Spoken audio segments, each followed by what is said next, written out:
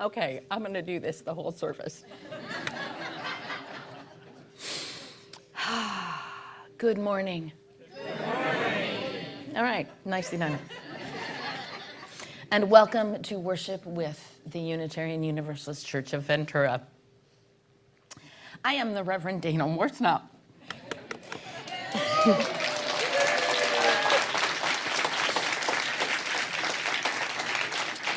Still the minister of this abundant, passionate, committed community of resistance, resilience, and kindness.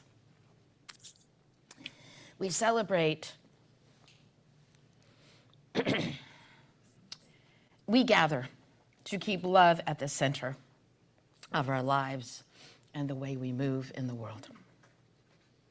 And all are welcome, no matter how you got yourself here. Online, dear Zoomers and streamers. On foot, via all possible configurations of wheels, and some people who are here came from afar, probably flying in. This is crazy. Not directly to come here, but to visit and be here. We are a community of many beliefs, identities, origins, sexualities, and genders. You are welcome. We preface our services by acknowledging that our building rests on the unceded ancestral homelands of the Chumash peoples. So let us pause and remember that we live on holy ground crying out for justice and for responsible stewardship. And in so remembering, may we always find the courage to do our part to restore wholeness to the earth and all her peoples. I have actually a few brief announcements. First, I want to acknowledge our values quilt. It's going to be dedicated in a couple of weeks, I think, officially, but it's made by our one of our fabric artists in the congregation, Chris Clogston. And it's gorgeous, yes?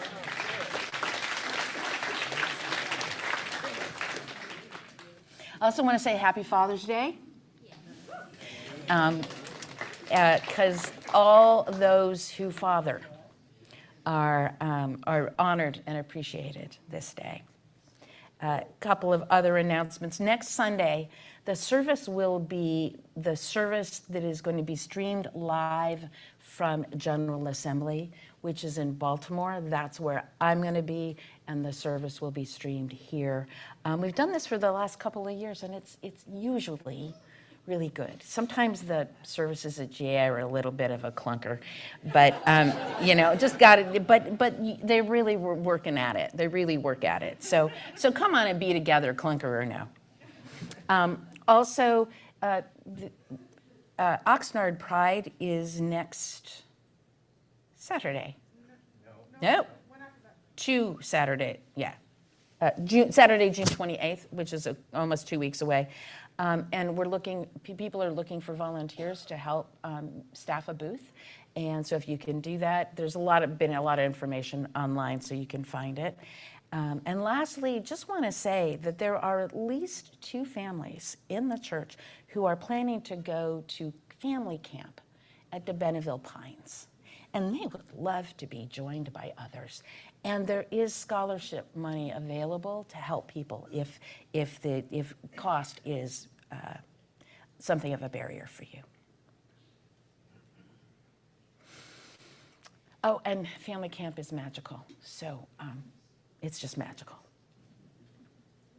So each Sunday, we gather in a particular combination that has never been seen this way exactly before. And it is never to be repeated exactly this way again. So let us cherish these moments as we enter sacred space.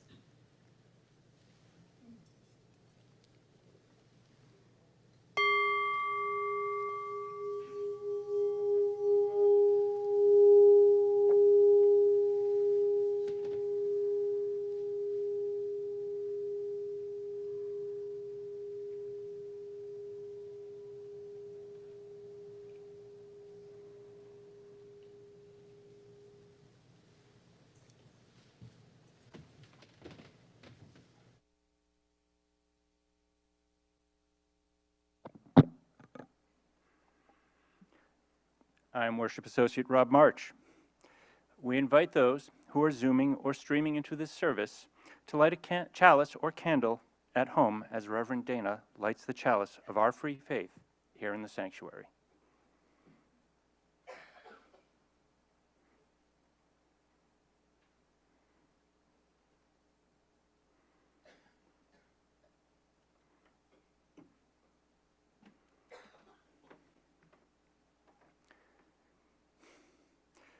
We begin our service with On the Pulse of Morning by Maya Angelou.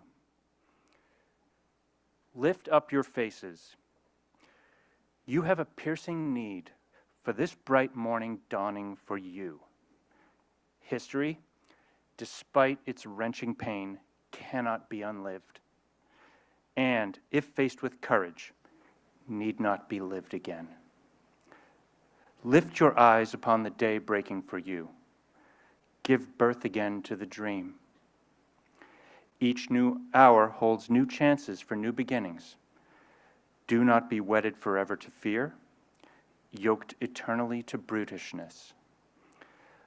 The horizon leans forward, offering you space to place new steps of change. Here, on the pulse of this fine day, you may have the courage to look up and out upon me, the rock, the river, the tree, your country. Come, let us imagine and worship together. I am Music Director Carolyn Bierke, and I would like to invite you all to join in singing our opening hymn, It Sounds Along the Ages. Please rise and bow to your spirit.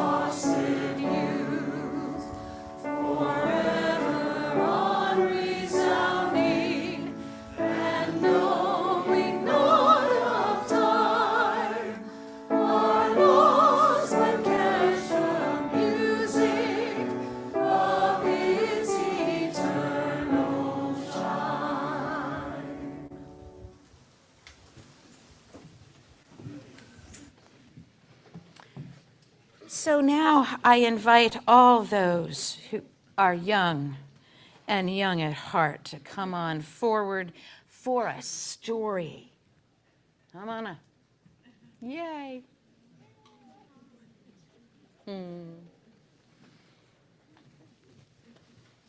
Okay. So I am going to tell a story, which is actually, I think, one of the first stories that I ever told in this church. But that was fully more than a long time ago. It was over 9 years ago. And I don't know, some of you were actually alive, but you were not here. So I get to tell it again. And it is the story of the cracked pot. Now, this is an old tale that is attributed to many, many cultures, and it's because it's got a kind of universal quality. It's true about all human beings, wherever they come from, and however old they are, and however old they are. So there was once a water bearer, and he would carry 2 pots down to the river to collect water for the day. And he had a long stick on his shoulder, and the pots were on either side. Now, one of the pots was just perfectly whole, and it held all the water it needed, and that was always on one side. But the pot that was on the other side had a crack in it. And that pot always felt really, really badly. I got a crack in me. Because also what happened is the water would leak out of the pot on the way back home. And so the other pot that was just completely whole and fine, it would, oh yeah, so there's the sad pot. He's not happy, right? So the other pot,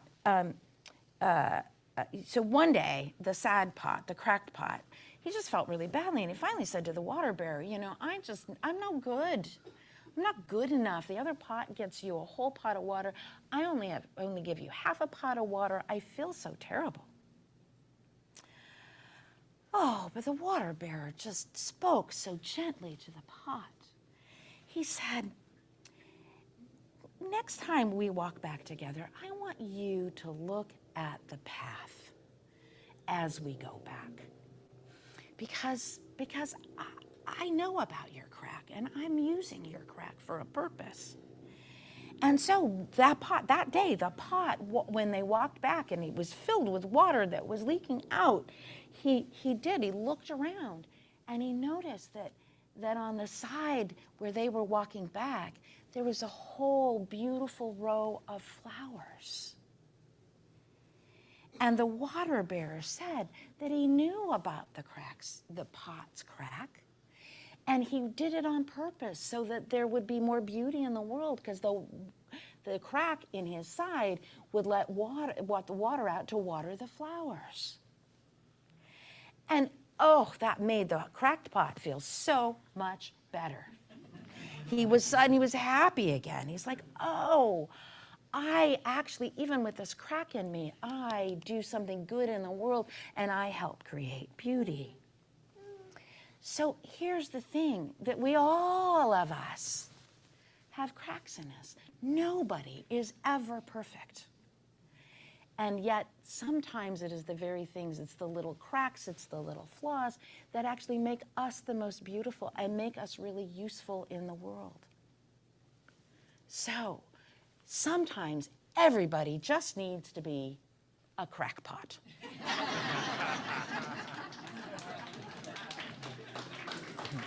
So, go forth, be crackpots, except I have one other quick story to tell you, and it's related to being a cracked pot. Okay, and I've told this story. I think that the adults in the congregation have heard this story, but I'm not certain any of you have. So I used to teach 3rd grade. Before I was called to the ministry, I was a 3rd grade teacher.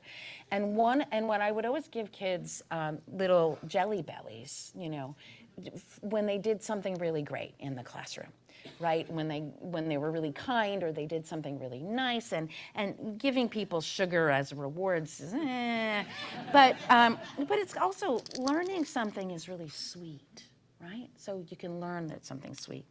And every once in a while, what I would do is I would also give a jelly belly for a really good mistake, right? Because most of us, we can't really learn unless you're always making mistakes on your way to learning something. Certainly making mistakes on the way to mastering something. Because, basketball, you gotta practice and not get the ball in the hoop a lot of times. And then you get better and better, and still sometimes you miss it, right? And so I want you all, everyone, to know that mistakes are part of being human. It's okay to make mistakes in school, on the soccer field, just, forgetting to take out the garbage at home and making your parents kind of cranky. Yeah, I did that constantly. It made my mother so mad. So I want to start out, I want to ask you, anybody, can you think of a really good mistake you made ever?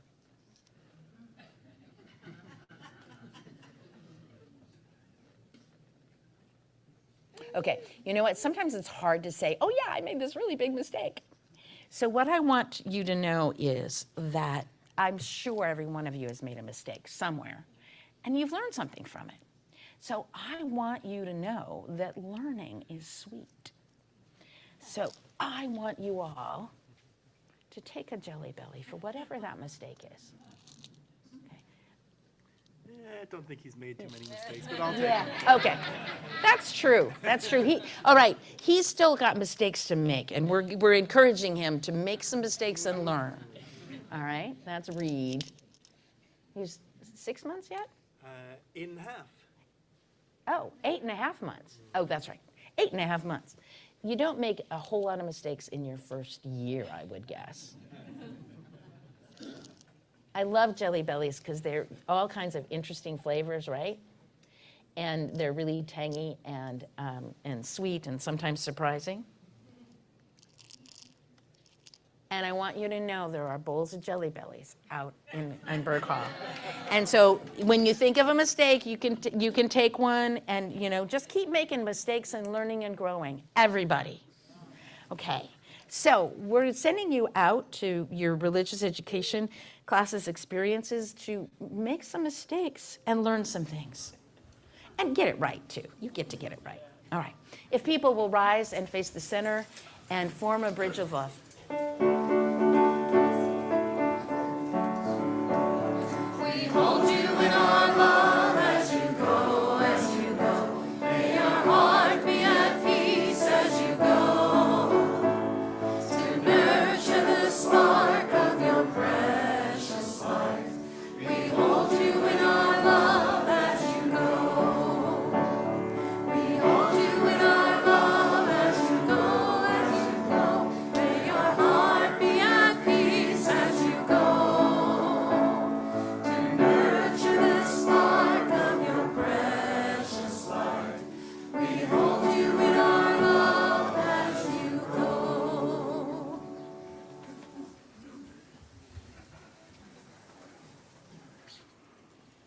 Each Sunday, this congregation gives away our collection to an organization in the larger community or to funds that help people in our own church. Those at home have two ways to give, through the link posted in the chat or by texting the word assist from your phone to the number on the screen.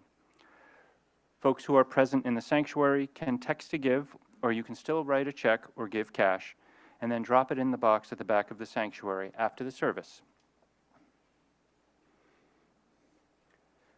Our offering today goes to the 805 Undocu Fund to support our neighbors who are in this country without the documents that make them eligible for assistance from most government programs. The fund was created in the wake of the Thomas Fire for those both most vulnerable to disasters and least able to access help. And now, they are facing new disasters. Unimaginable just a few months ago. Thousands of families in our local area are under threat of deportation. Parents who support families are being detained. Field workers are chased through the fields. Mothers and daughters are arrested when they report to court for scheduled hearings. Since the Undocu Fund began its work in 2018, it has provided relief to more than 6,000 households in Santa Barbara and Ventura counties. It is the best way to support our vulnerable immigrant families in these frightening times. Your donations today will also aid immediate relief efforts and strengthen ongoing advocacy and preparedness initiatives in the days and weeks ahead. For me, immigrants are the future of America. They give so generously of themselves to our communities that it is our sacred duty to stand with them in their time of need. we can help make a better world for them possible. Thank you for giving generously as you always do.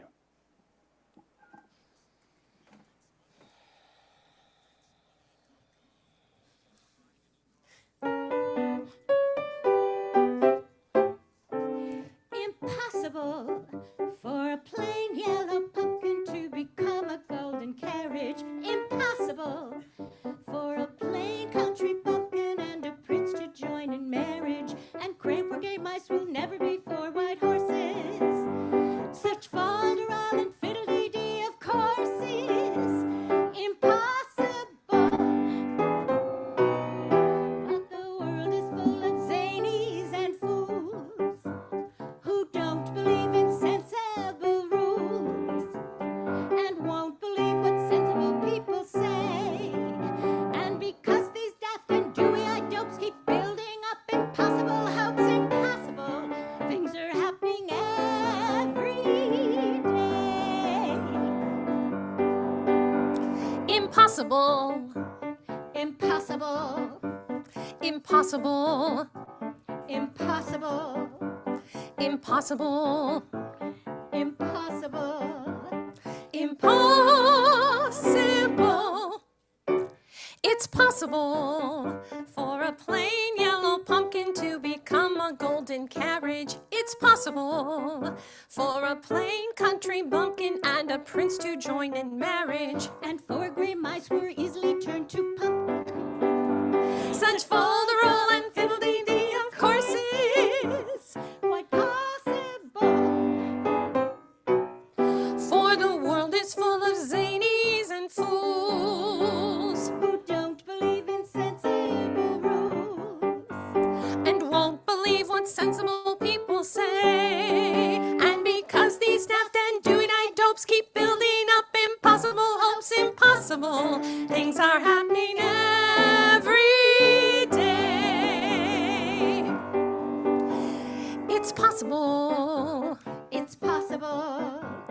it's possible, It's possible. it's possible, It's possible. it's possible.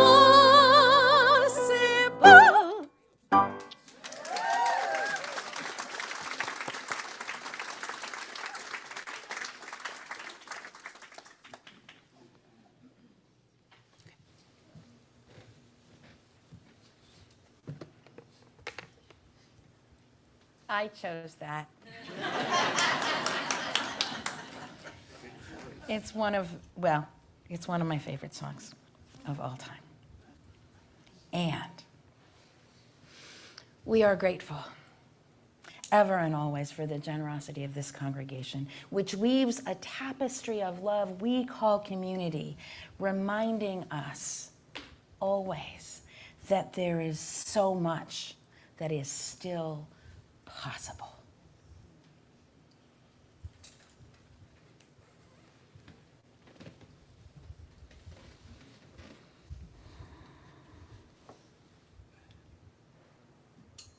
Now is the time in our service when we hold up the great joys and sorrows that grace our lives. We place a stone in water for each celebration or lamentation to symbolize the way each ripples out throughout this church family. You can submit a joy or sorrow via a link on our website, UnitarianUniversalistVentura.org, or in our Thursday email newsletter, UUCV This Week. Those received by 8 p.m. on Saturday will be shared that Sunday. I invite you now to speak into the gathered community or write into the Zoom chat the names of those you wish to celebrate, memorialize, or bring into the embrace of this beloved community.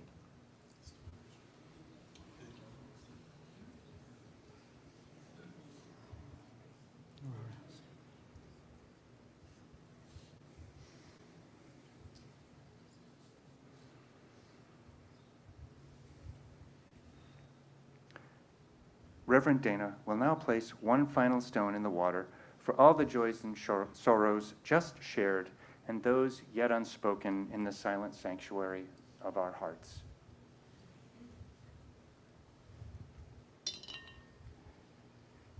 May we be truly grateful for all that is our life.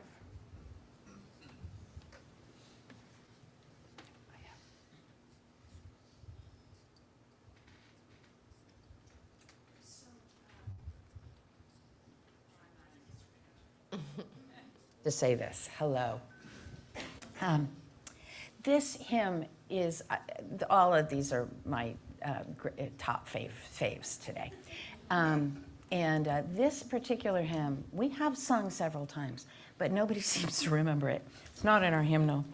It is a song, it's based on words from the Rabbi Nachman of Breslov, who he was the founder of Hasidism, and in the whatever century, 13th? 18th century, okay.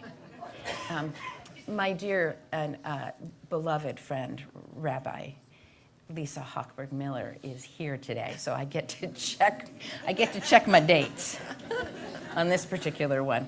Anyway, it is then the lyrics to this, what his words were put to music, and there was a song that was sung in the camps in Germany before and during World War II. And which gives, it's a universal message, but it gives it a deeper resonance, knowing that context. And so Carolyn and the choir are going to teach it again, and then we will sing it together twice.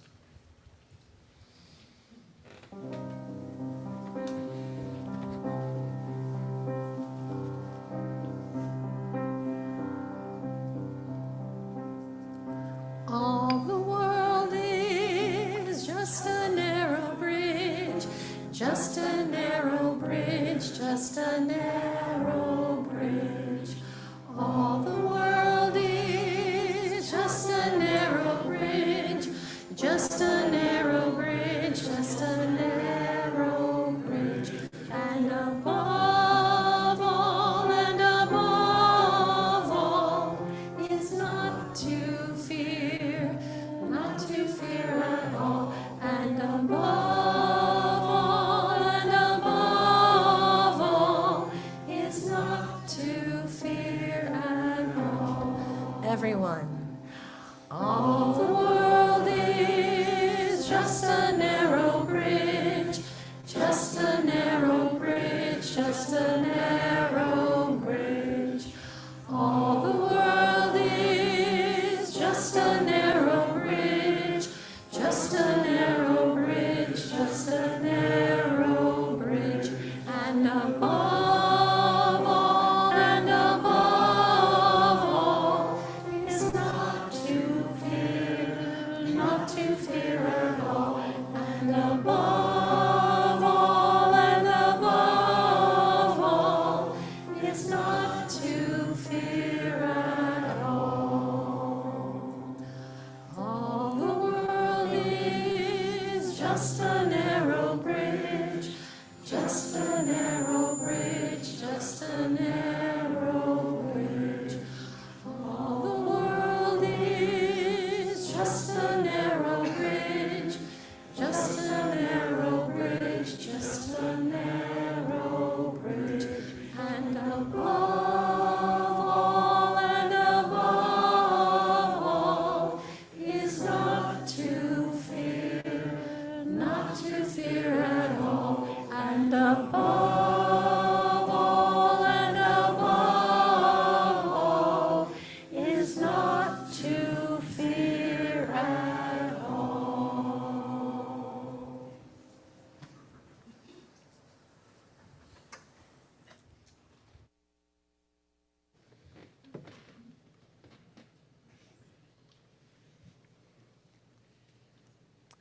Our reading this morning is in two voices, lessons from the geese.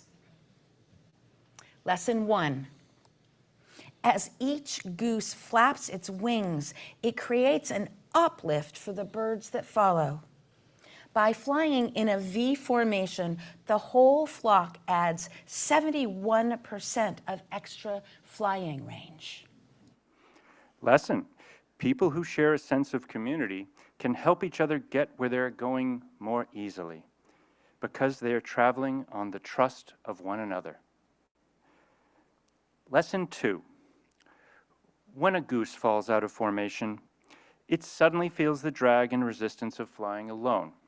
It quickly moves back to take advantage of the lifting power of the birds in front.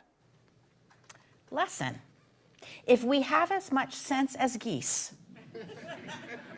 we stay in formation with those headed where we want to go.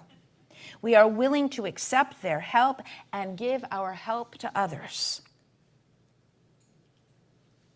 Lesson 3. When the lead goose tires, it drops back into the formation. Just caught that. It drops back into the formation, and another goose flies to be the point person, point position. Lesson. It pays to take turns doing the hard tasks. We should respect and protect each other's unique arrangements of skills, capabilities, talents, and resources. Lesson 4. The geese flying in formation, honk, and to encourage those up front to keep up with their speed. Lesson. We need to make sure our honking is encouraging. In groups where there is encouragement, production is much greater. Individual empowerment results from quality honking. Honk. Honk. Good quality honking there. Thank you. Lesson. When a goose gets sick, 2 geese drop out of the formation and follow it down and help protect it. Lesson. If we have as much sense as geese, we will stand by each other in difficult times as well as when we are strong. Lessons from the geese.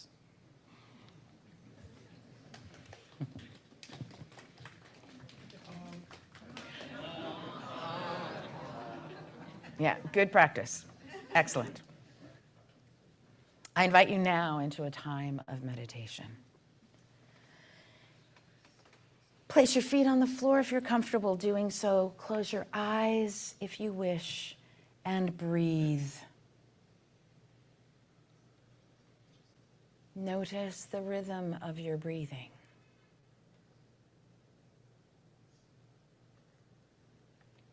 You are made for these times. You have come together as a supportive, encouraging spiritual community because such times as these are always possible. May you have as much sense as geese. May you flourish together. May you encourage one another well by putting courage into one another. Consider how you flourish and help others flourish also. A silent meditation.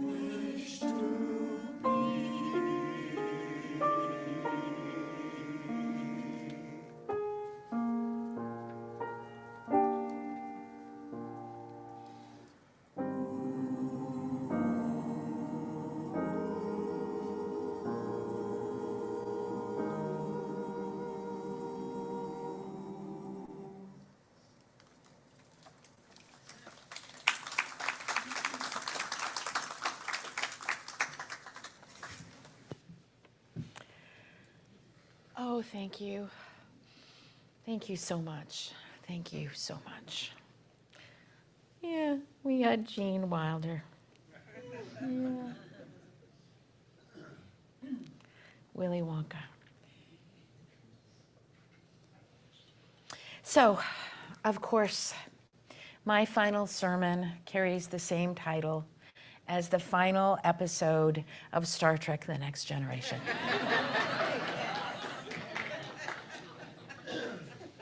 All good things. The kind that both the Buddha and folk wisdom tell us always come to an end at some point. And this ministry that we have shared has been a very good thing. I kind of envisioned this service as some version of my greatest hits, so I chose my favorite hymns and asked Carolyn in the choir to sing a couple of my very favorite songs. And yes, I asked for a dodecahedron for the magic image.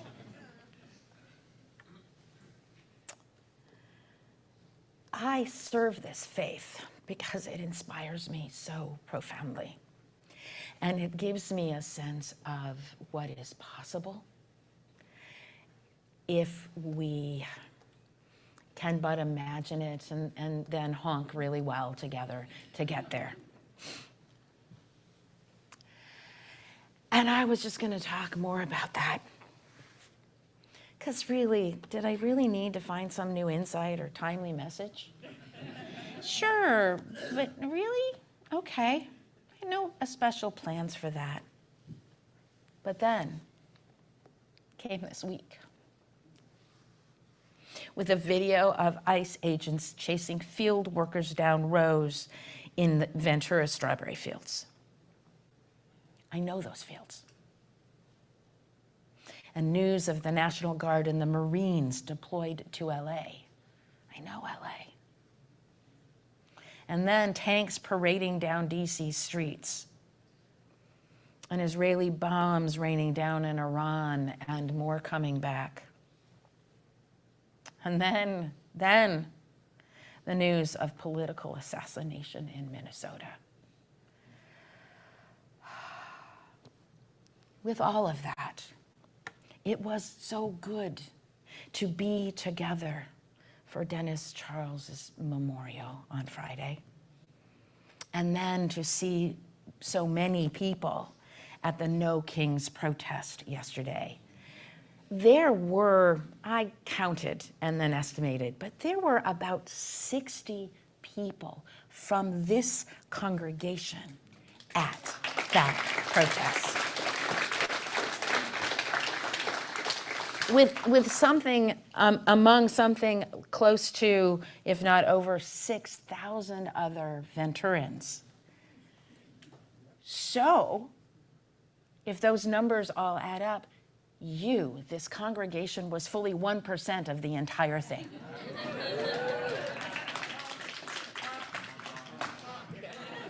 Oh, do some more honking. I don't know. I know people are on Zoom and you know, but if you want to just type honk into the chat, go for it.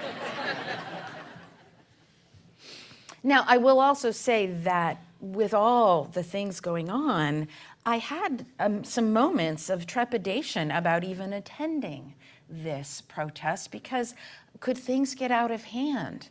Because that's what is happening, tempers. And so much tension and feeling among us. Those thoughts crossed my mind. And I went, and I was so happy to see so many of you there. And it didn't get out of hand. And so that protest became a heartening coda to a harsh week. And part of the reason is that it was well organized to be non-violent civic resistance. Organized so well to be that. And here's something else that I noticed. I noticed so many people holding up their hands in the peace symbol. And I am old enough to remember the currency of the peace symbol in the 60s and 70s. And I always took it to be a wish for the end of the war in Vietnam, sort of peace out there. And then it got so old and dorky, right? Peace, baby. Yesterday, I realized it. I saw it as a wish to stay peaceful with each other, an inward-facing peacefulness. Now, a truck did drive down. Most of the people were honking encouragement from their cars, right? But there was a truck that went by with a great big Trump flag flying. And some of the people, some of the people I saw started flipping them off, and which is their right to do, I fully understand, and yelling some less than nice things probably. I wasn't close enough to hear it.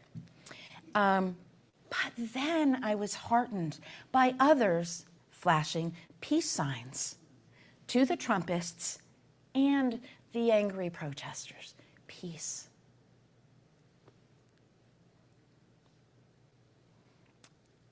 And I started to think about how important it is to be nonviolent, civil resistance. And then I'd recently heard some statistics about the efficacy, the effectiveness of nonviolent movements. And so I went home and did a little research. And there was a landmark study a little bit more than a decade ago that showed that nonviolent movements are somewhere between 2 and 4 times more effective than violent protests. According to Harvard political scientist Erica Chenoweth, quote, from 1900 to 2006, nonviolent campaigns worldwide were twice as likely to succeed outright as violent insurgencies. And in the last 50 years, nonviolence is increasingly successful and common, whereas violent insurgencies are becoming increasingly rare and unsuccessful. She did research and thinking about this and wondering why, and concluded that it's people power.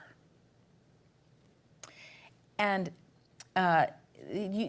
scholars used to think it was 5% of a population as a threshold, but Chenoweth found that no peaceful campaign ever has failed after they had achieved the active and sustained participation of 3.5% of the population. And every movement that surpassed that threshold was nonviolent. They don't get big unless they're nonviolent. And that's partly because people are willing to join in the peaceful protests that are intended to be nonviolent. They're 4 times larger than violent campaigns and are more representative of the people in terms of gender, race, age, party, class, and the urban-rural distinctions Chenoweth has found. And we definitely saw that yesterday in Ventura and across the nation, and wasn't it incredibly heartening? In the United States, 3.5% of the population is 11 million people. And this movement is not there yet. Though the size of the crowds in Ventura have actually at least tripled since the first hands-off protest that we had. This was the 3rd protest that we have had that are organized thoughtfully and a little bit loosely by the group 5051. 50 states, 50 protests, 50 states, 1 movement. They're doing excellent work. And when you consider that it looks like there were, 4, 5, maybe even 6 million people who protested across the nation yesterday, we're already halfway there. Now, the other thing that is true about this is that crackdowns will continue to happen. The people doing the protesting, being nonviolent, does not guarantee that no one is going to get hurt. Because tensions grow and people are angry, and it happens. Yet even after the crackdown in Los Angeles this past week and those horrific political assassinations in Minnesota, people came out and showed up, and the protests were almost entirely peaceful. This movement is growing, and yes, the outrages that we are protesting also continue. But if the protests remain peaceful, which we have some level of control over, there will be the kind of safety in numbers that will allow it to grow more, invite more people in. I will tell you, I had 2 neighbors come to the protests, and neither of them had gone to protests in years. I don't like crowds, said one of them, and she showed up. The visibility of civil resistance actions allows them to attract more and more active and diverse participation. And the more people come involved, the movement grows deeper links throughout all kinds of groups and even institutions in our culture. And then when the dust settles, Chenoweth says, it turns out that the way you resist matters. In the long run, too, the data are clear. When people rely on civil resistance, their size grows, and when large numbers of people remove their cooperation from oppressive systems, the odds are ever in their favor. Peaceful demonstrations. So let the peace sign return to cultural currency and coolness. And if you are ever tempted to give people one finger, turn it around and make it 2. Share it outward and inward.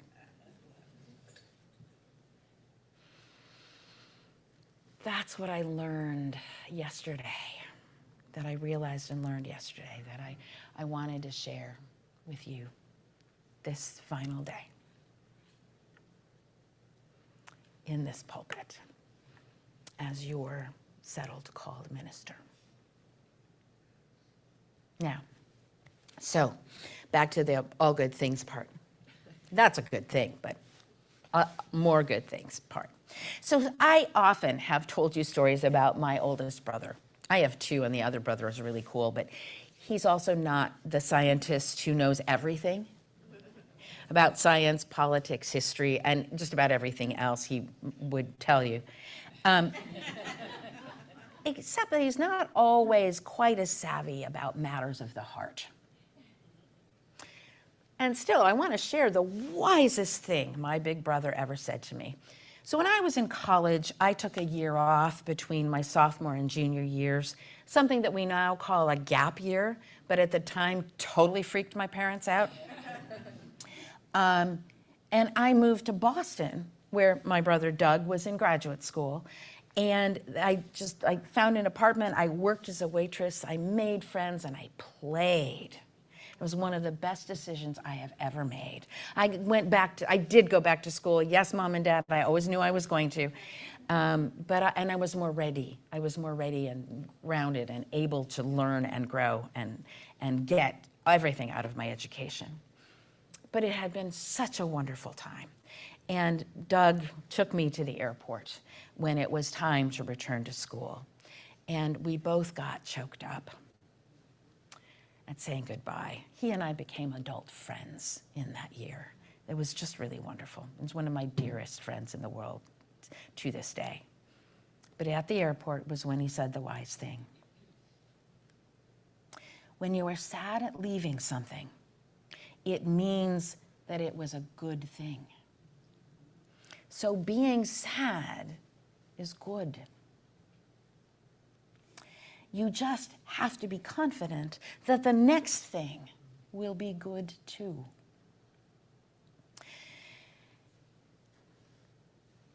And when I've told him about this since, Doug can hardly believe that he ever said something so perfectly wise and perfect in the moment. And still, there is so much sadness that I have been feeling these last 4 months. And then this morning walked in, saw Brian Buck, teared up. Came in the sanctuary, saw someone else, teared up, listened to the choir singing my favorite songs, teared up. There's more coming, but we're okay right now. This ministry we have shared has been, yes, a very good thing. And I am confident that this parting will send us all onto more good things.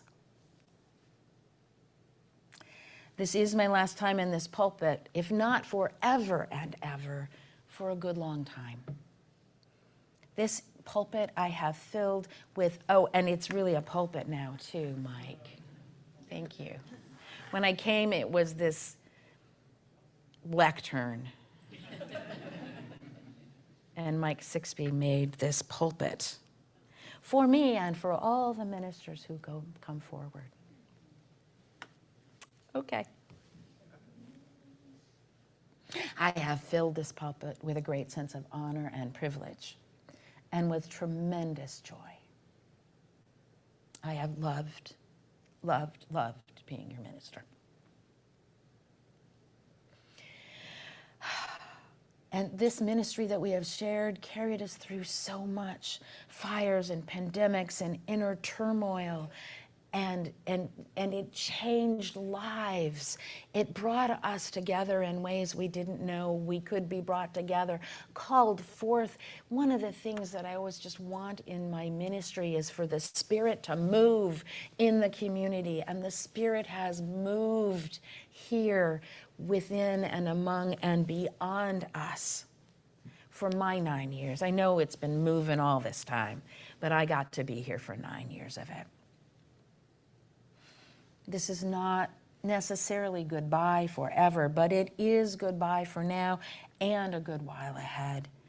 My continued presence in your lives can only interfere with the work of this congregation ahead. And after a near decade together, you get to take the time to reassess who you are as a congregation and where you want to go next and what kind of minister will serve you best. And you will need time to bond with new ministers, to fall in love again. And in all of that work, I would only get in the way. And yet, I've also promised myself not to make any big decisions at all for at least a year. So I will be around town. And when we run into each other, we don't have to avert our eyes. Indeed, I look forward to happy, enthusiastic hellos. We just have to be silent about anything regarding the church. I will be happy to hear about your life and your kids and changes that are happening. And I promise to offer updates about how Scout the Wonder Dog and Jasper the Magnificent are faring. For the larger truth is that the church community is greater than any one person, even and perhaps especially its minister. You call a minister. Choose one who will lead and serve you. But in our church, in our tradition, the church belongs first to you. You call the minister to your congregation. You who create community by showing up and bringing your fullest selves into this holy place. That is your a responsibility and hopefully your joy in creating this community over and over, again and again, each Sunday newly, each year, each minister newly. Though I do have a few things yet to say to you, and this is really my last chance, so here goes. Take yourselves seriously. Do what you need to do to become even more effective and strong and healthy. Push yourselves beyond your comfort zones and be there for each other in the discomfort. Do not let anyone make you afraid. People try to make others afraid to control them. Do not be afraid. It is a narrow bridge that we walk. It's actually a narrow bridge all of the time.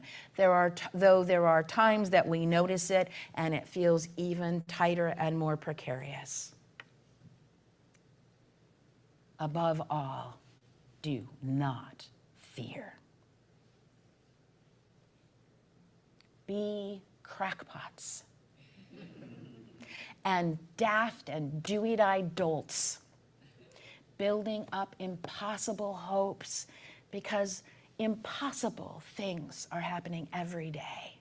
It is possible to do so much, to imagine a world. And so, you daft and dewy-eyed dolts, stick together. Take covenantal community seriously. We are a covenantal faith, not a creedal faith. And it means, and being in covenant in the way we talk about has a whole lot more to do with repair when we get something wrong than necessarily always getting it right in the first place. Because remember, where's the jelly bellies? The only way we really learn is by making mistakes. So make some good ones. And if you hurt someone, apologize. Own your own missteps and mistakes. Say you're sorry. Accept apologies. And have a bowl of Jelly Bellies at the ready for everybody. Look into your own heart. See how you contribute to an issue. Do not fall into the trap that our culture pushes us toward. It's part of the fear thing. Don't blame and shame outward. Pay attention to what you do. Pay attention to what other people do. And stay in relationship. Repair when something feels like it's broken or harm is caused. And just don't fight with each other. There is so much to resist. Don't resist each other.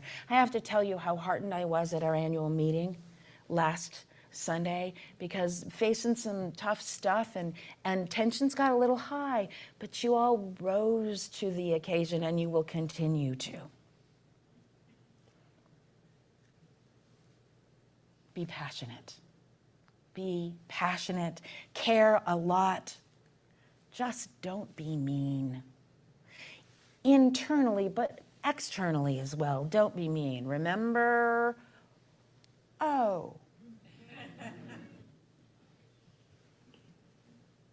it's possible. You can imagine so much goodness. What is good here is the thing that has sounded along the ages forever. You are part of that stream, one holy word, one holy movement, one Holy Spirit flowing with and among and around all of us. You are part of it. Continue to live it and live it together. Share it with one another. Be the church. Love each other. Love your next minister. And remember me fondly. Amen. May it be so. And can I get a good honk? And Reverend Dana, there are multiple honks and hearts in the chat. I love you out there in Zoom land and internet land.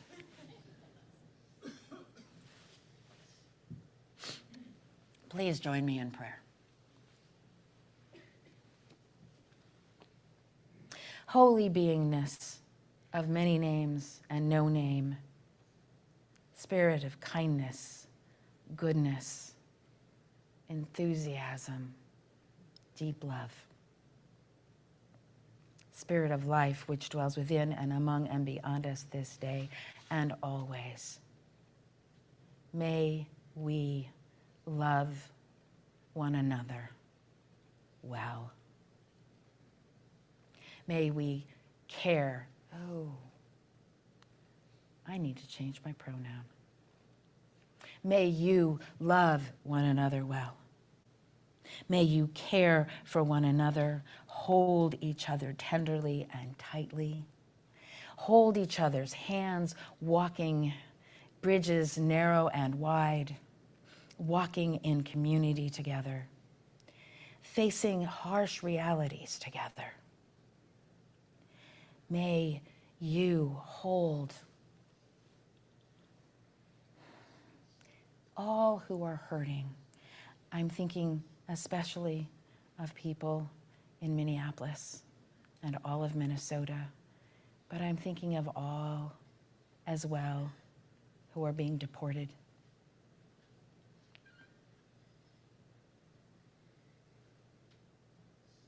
Who are being harmed, who are being silenced, attempted to be silenced, and those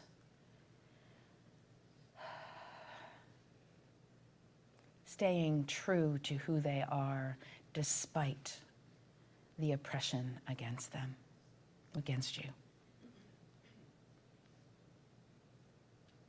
Love one another. Find the love in your heart. When it starts to falter, reach out in love and kindness and caring, and seek freedom for yourself and others. Do all you can for your own flourishing, that all may flourish and be whole. And may all those who are ill find healing. May those who are in despair find hope. May those who are without shelter find home. And may all those suffering conflict and war in far too many places on the earth, may we all know peace. Amen. And blessed be. Please rise in body or spirit and join in singing, I Wish I Knew How.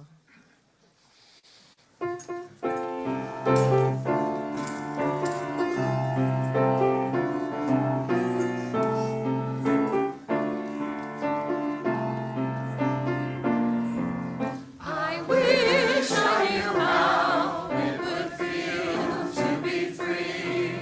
I wish I could break all these chains holding me. I wish I could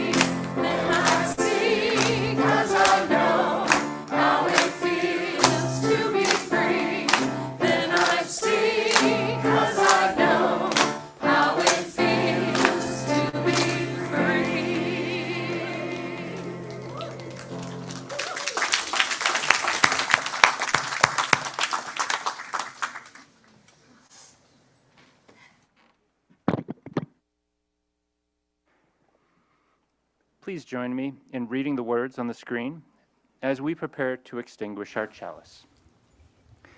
We extinguish this flame, but not the light of truth, the warmth of community, or the fire of commitment. Those we carry into our lives until we are together again.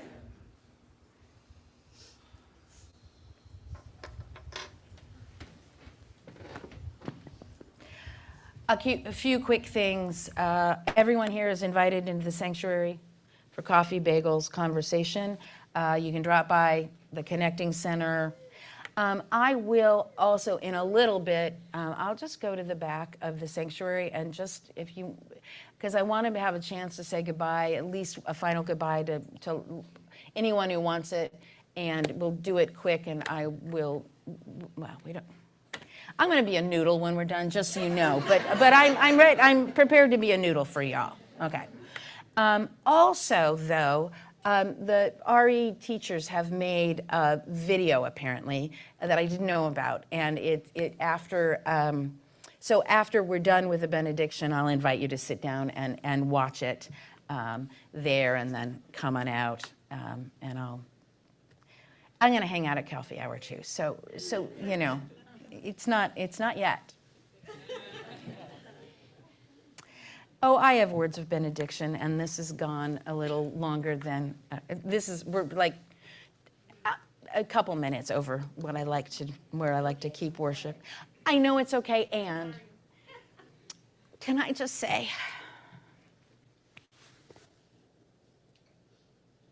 I love you. I have loved serving this congregation. And I send you off. My love will resonate through these walls for forever and ever. And I will carry you in my heart forever and ever. This has been a gift, a blessing, a joy, an honor. Go forth. Be good. Be good, love each other well, care for one another in love and in peace.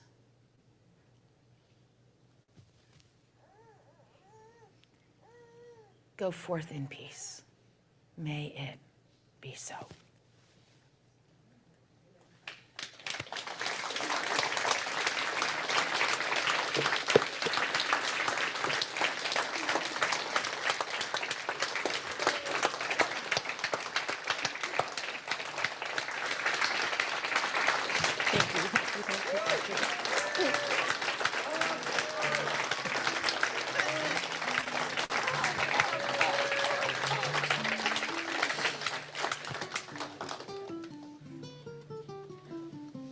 I'm going to go back there.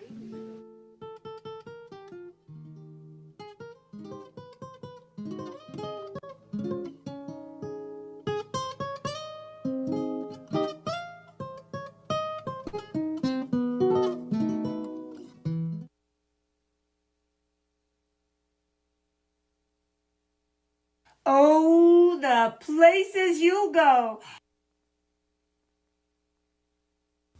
Congratulations. Congratulations. Congratulations.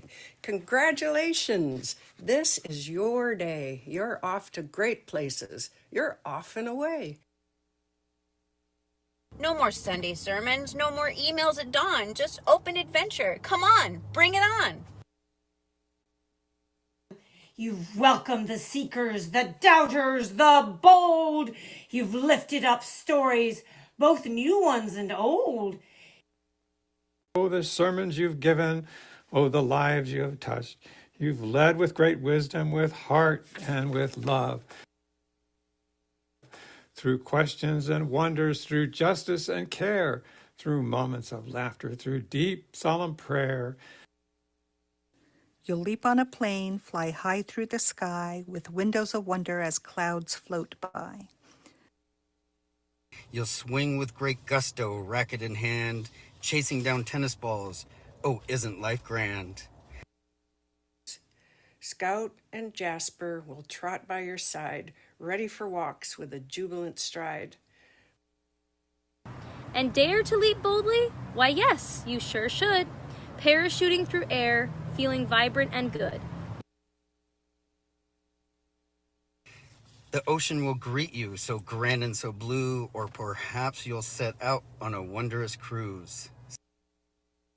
But now, a new journey, vast and untold, with skies wide above and adventures that unfold. And though the chalice still flickers and glows, your lessons live on where the wild wind blows. So onward you go with love leading true. Oh, the places you'll go and the joy waiting for you.